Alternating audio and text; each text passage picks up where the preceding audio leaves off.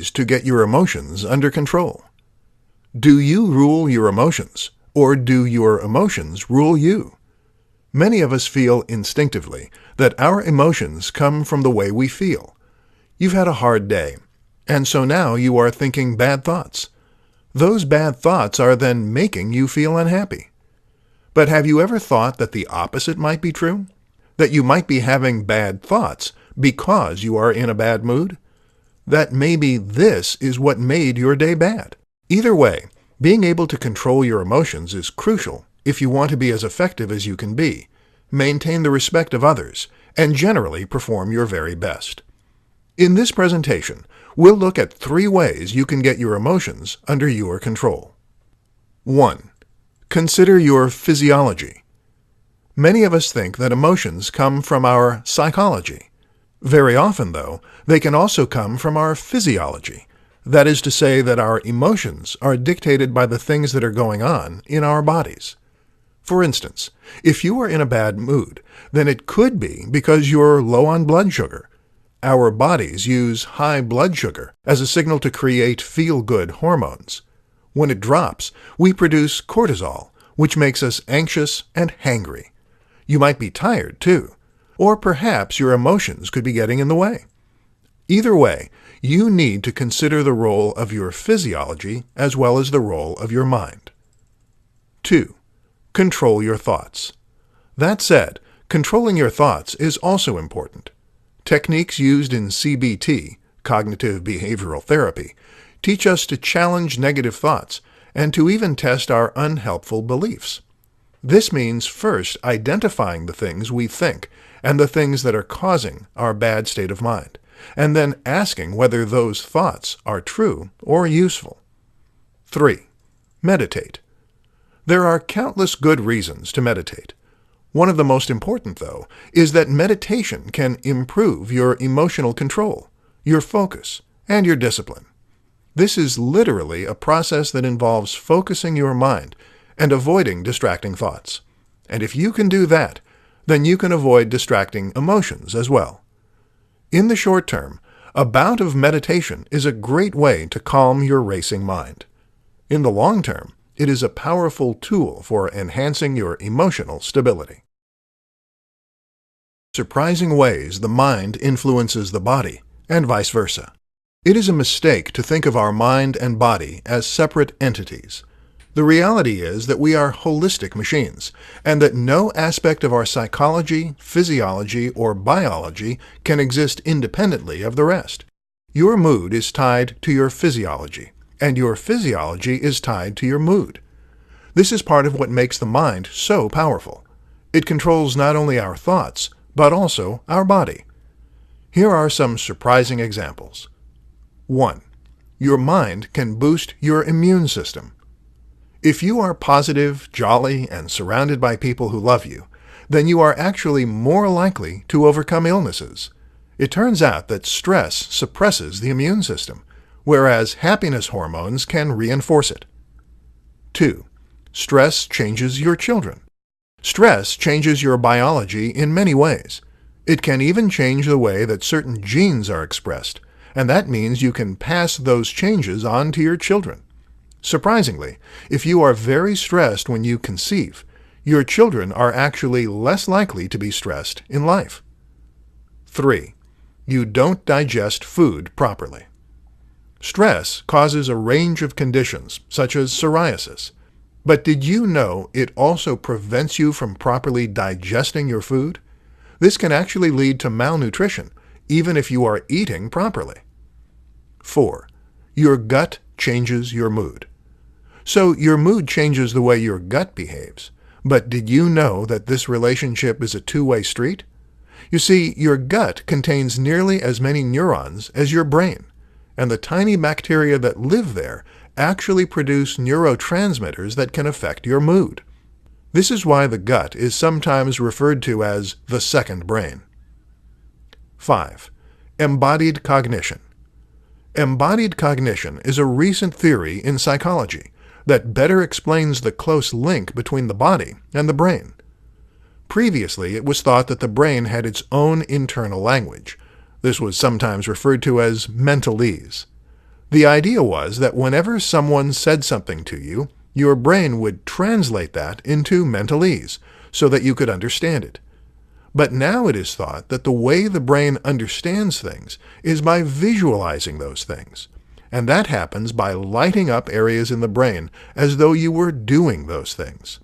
So if I told you about a walk I took through the woods, you might visualize yourself walking through the woods. Perhaps feel the wind on your neck and the leaves crunching underfoot. The brain doesn't work without the body, and vice versa. Tricks to eliminate procrastination and maintain focus. Getting what you want out of life often comes down to something very simple: sustained effort. Will Smith says that what sets him apart from the competition is his willingness to stay on the treadmill until he collapses. He will go the extra mile. You hear similar stories in every other industry and among every other highly successful and driven individual. You want to win. You need to put in the work. And that means you can't be getting distracted. So in this presentation, let's explore 5 quick tricks you can use to procrastinate less. 1. Do the fun task first. Many of us think the first task of the day should be the biggest and the hardest. With that out of the way, we can then focus on other matters. Except that is then a barrier that will put you off starting at all. It's better to get a quick win under your belt to put yourself in the right state of mind. And that means starting with something easy. 2. Leave work incomplete. This might go against every natural inclination, but before you lock up the office tonight, start some work and leave it incomplete. Why? Because the human brain hates a lack of closure. This makes it much easier to pick up and go first thing tomorrow. 3. Visualize why. It's easy to find the things we need to do boring and uninspiring. Why? Because we only want the prize at the end. We don't want to do the work in between. The key is to tap into the enthusiasm you have for the destination and to use that to motivate you on your journey. Picture why you are doing this. Feel it emotionally, and then you will be driven. 4. Rest. If you want to be as effective as possible during working hours, you need to rest during your time off. Sustained attention requires a lot of energy, and that runs out after a while. Give yourself some time to recoup and to do the things you want to do. 5. Music on repeat. Listen to the same musical tracks on repeat on headphones. Eventually, the brain becomes desensitized to hearing the same track play over and over, and thus tunes out. This makes it effectively like more entertaining white noise. It's like sensory deprivation, meaning you have an entire sense less to distract you. To conquer your fears and face any challenge. Fear is one of the most terrible things, and there is a simple reason for that. That is because your fears limit what you feel you can accomplish. Your fears prevent you from doing the things you want to do. They make you second-guess yourself, and they prevent you from taking chances. That in turn means that fears put restrictions on you, and they go as far as to limit your freedom. So the question is, how can you destroy fear and face whatever challenge you choose? This presentation will attempt to provide you with some answers. Be willing to fail. It is not a brave man or woman who believes they cannot fail. That is a foolish one. Rather, it is a brave person who knows they can fail, but is willing to live with that possibility. This is the central philosophy of Stoicism in a nutshell.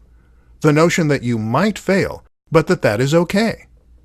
Once you accept this possibility and realize that you can and will survive, it liberates you to try new things and to deal with the consequences when they come. Love the challenge. Similarly, it also pays to revel in the challenge. You don't fail until you stop trying. In the meantime, everything else is just another challenge, another obstacle. Think how dull life would be if everything were easy. The reality is that our brains and our bodies are designed to grow. They love challenge because this stimulates that growth and gives us a chance to better ourselves. So when your boss is giving you a hard time, consider it a test of your resolve. When you are struggling with debt, think of it as a challenge to earn the money you need fast. Face your fears. Tim Ferriss describes a process that allows a person to come to terms with their fears and to face them.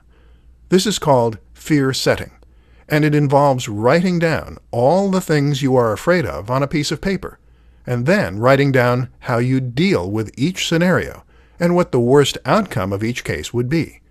So, if you are afraid of changing jobs, then maybe your fear stems from the fact that you might not like the new job, or that you might not be able to do it. But how likely is that really? You managed with the last one. You wouldn't have gotten the job if your employer didn't think you capable. And if that happened, wouldn't you just change jobs again? Get more from life by changing your mindset. Most of us hold a huge selection of different limiting beliefs. These limiting beliefs pertain to who we are, to the amount of power and influence we have in our lives, and to the way we're supposed to act in the world. And without meaning to sound pro-conspiracy, a lot of this appears to be by design, a byproduct of the modern lifestyle that we have been born into. We grow up having certain beliefs about what is expected of us and who we are meant to be. And because we are never given an alternative view, we tend to just accept those views. For instance, you grow up believing that at the age of 18 or 21, you will finish your education and get a conventional job. You'll get married at 25 to 30, and you'll have 2.5 perfect kids.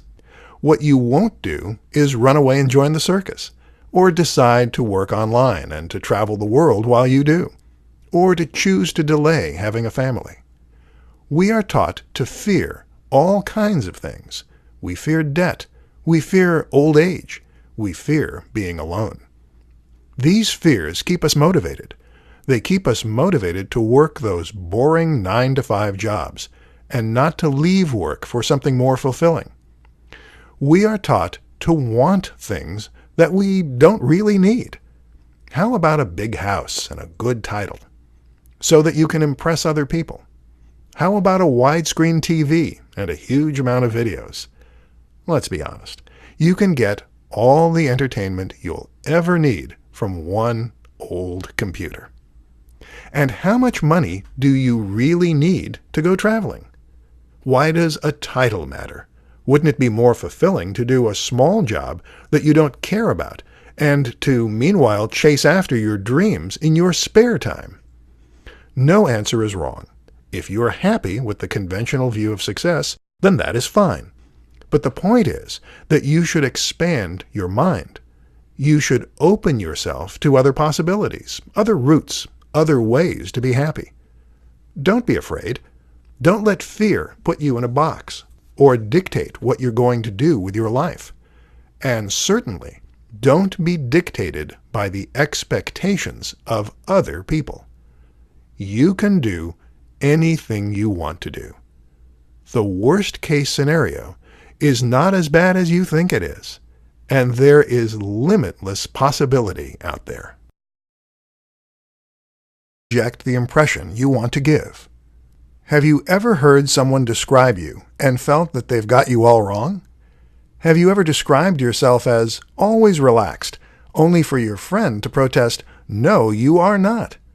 We all have an idea of who we are, and we all have an idea of how others see us. But very often, that impression is not accurate. We are simply too close to the situation. And very often, trying to craft ourselves an image actually blows up in our faces. This presentation will help you to start projecting the image that you really want to have. Show, don't tell. The first absolutely critical thing to learn is that you must show and not tell.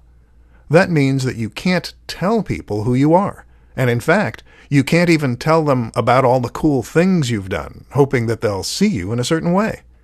All this does is to make you look desperate to please and impress. And desperate probably isn't the impression you're going for, am I right?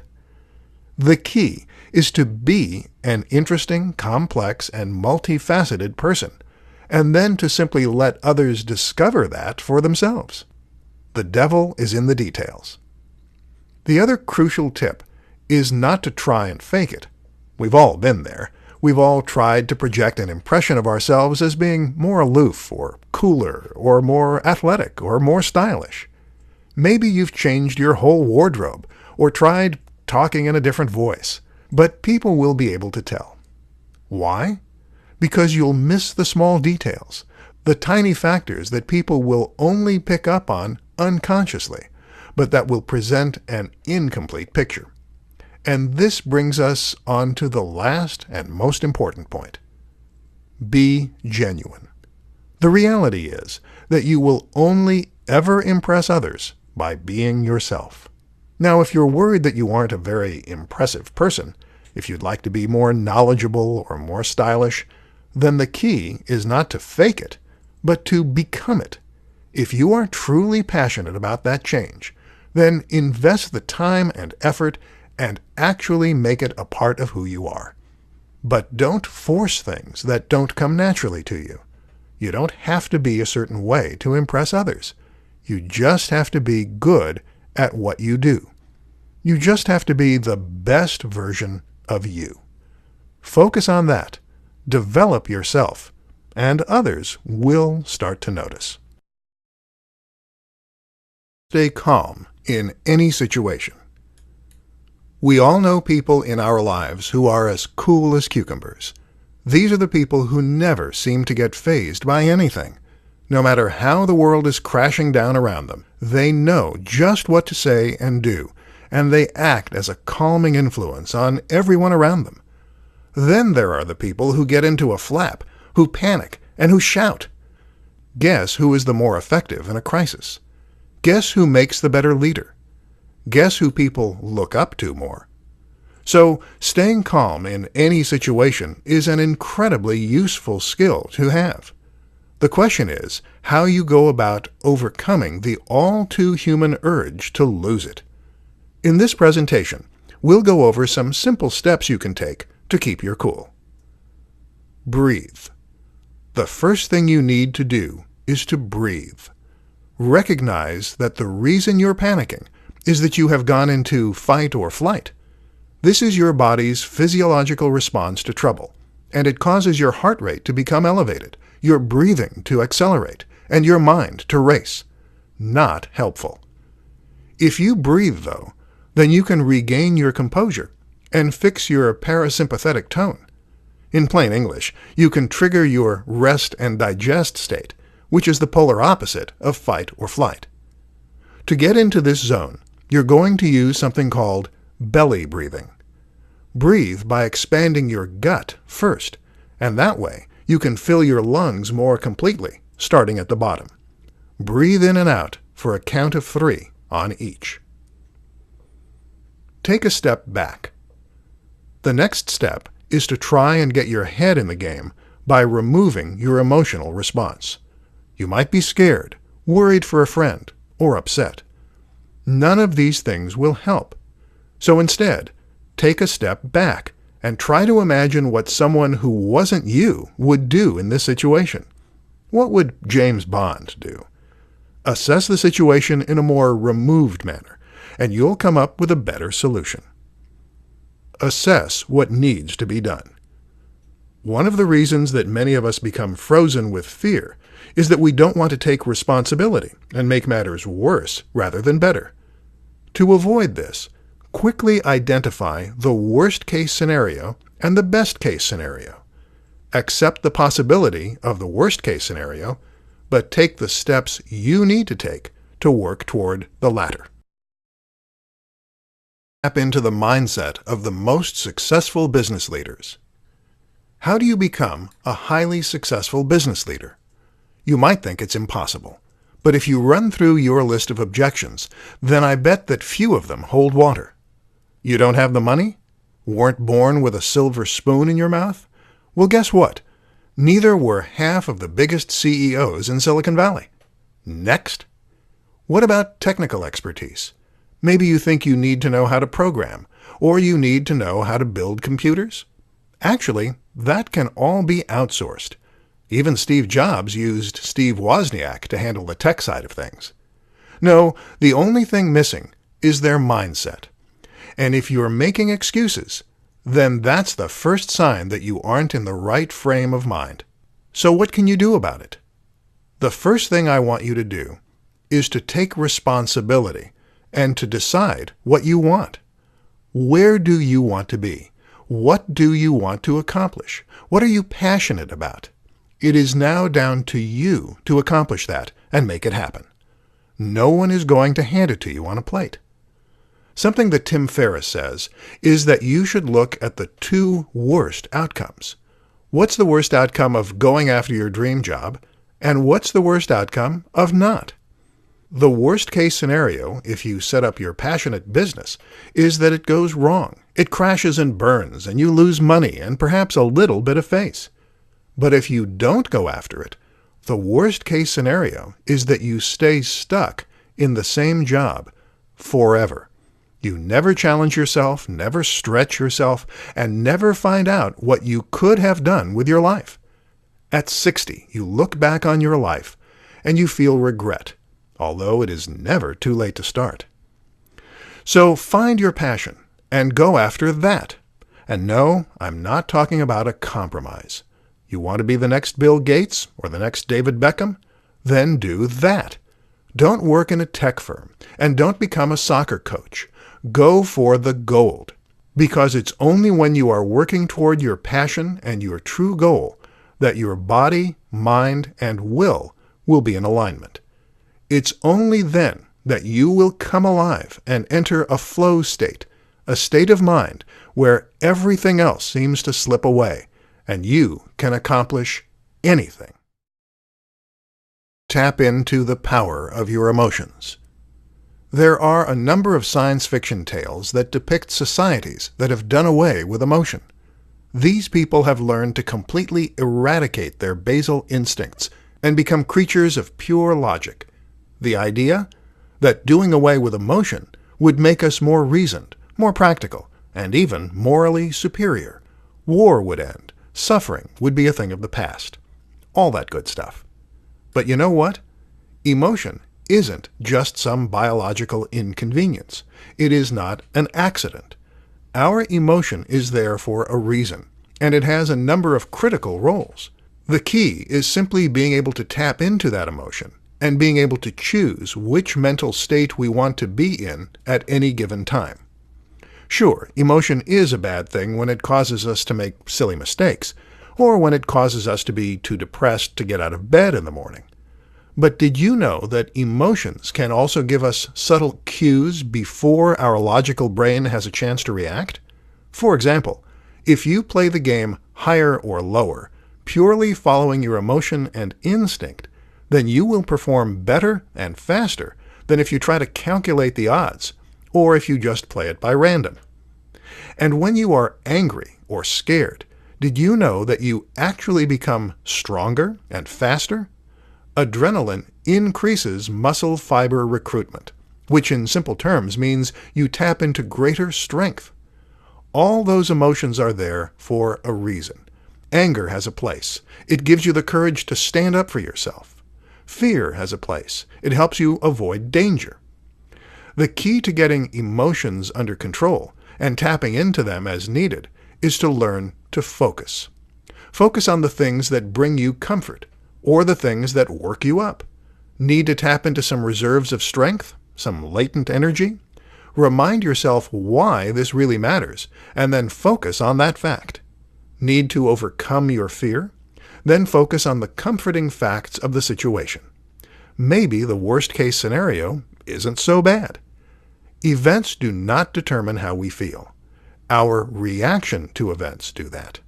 Our interpretation of events does that. Your job is to choose what you want to react to and how you want to react to it.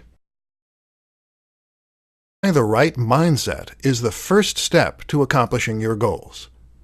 No matter what it is that you want to accomplish, the first thing you need to do is to adopt the right mindset. Everything that you are, everything you do, and all the world around you begins in your mind. If you change the way your mind works, then this will have a ripple effect in every facet of your life. When it comes to accomplishing your goals, the most important thing is that you have passion, dedication, drive, motivation, determination, vision. In fact, accomplishing goals is not hard. All you need to do is to identify what it is you want, come up with a strategy to get there, and then work tirelessly and unceasingly until you start to see the results you want. No, it really is that easy. Problem is, a lot of people get confused along the way. And it starts right at the beginning, with having the wrong goal. You see, all too many people will set out with a goal that they think they need to accomplish. They'll work to become the person their mom wanted them to be, or that society thinks they should be. They'll choose the goal they think is easy enough to accomplish, and realistic enough. Or they'll not be sure what they want at all. And when you do that, you will lose the ability to really go after what you want. This is the one factor that is critical in every single person who has ever been a huge success. They love what they do. They are passionate about it. They work on it in their spare time because it is what wakes them up in the morning, what drives them through the day. Do you think Einstein would have had as many breakthroughs as he did if physics was just his 9 to 5 and he hated it? Do you think that Elon Musk would be as successful as he is today if he had just worked for FedEx? If you want to become the best version of you, then you need to go after the thing that makes you truly come alive. And that in itself goes against a lot of what we're trained to believe. It takes a huge cognitive shift. But if you're going to accomplish everything you want to, then you need to change your mindset.